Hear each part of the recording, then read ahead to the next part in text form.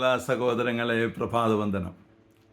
7 സ്റ്റെപ്സിലെ പല സഹോദരങ്ങളും എന്നോട് ചോദിക്കാറുണ്ട്, എന്നോട് പറയാറുണ്ട്, ബ്രദറിനോടൊക്കെ എങ്ങനെയാണ് ഞങ്ങൾ പറയുക? കാരണം ഒത്തിരി കാര്യങ്ങൾ വെളിപ്പെടുത്തപ്പെട്ട് കിട്ടിക്കഴിഞ്ഞിരിക്കുന്നു ബ്രദറിന്. പൊന്നു സഹോദരങ്ങളെ, ഇതെല്ലാവർക്കും കിട്ടാൻ ഏക മാർഗം ദൈവം പറഞ്ഞതാണ്. ഒത്തിരി പഠിക്കുക എന്നുള്ളതിനേക്കാൾ അധികമായി നീ കുട്ടിയാകുക, നീ ഒരു ശിശുവായി മാറുക, തമ്പുരാൻ്റെ സന്നിധിയിൽ നീ ദൈവത്തിൻ്റെ മകനായി മകളായി മാറുക. അപ്പോൾ പുതിയ പുതിയ തീരുമാനങ്ങൾ എടുക്കാൻ സാധിക്കും.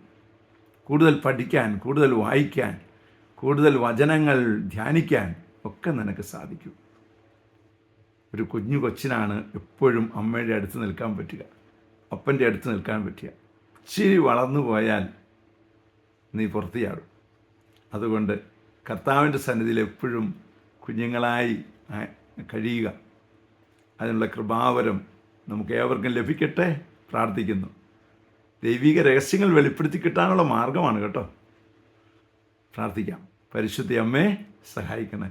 വിശുദ്ധ ഔസേപ്പിതാവേ ഞങ്ങൾക്ക് വേണ്ടി പ്രാർത്ഥിക്കണേ. പരിശുദ്ധാത്മാവേ എഴുന്നള്ളി വരണേ.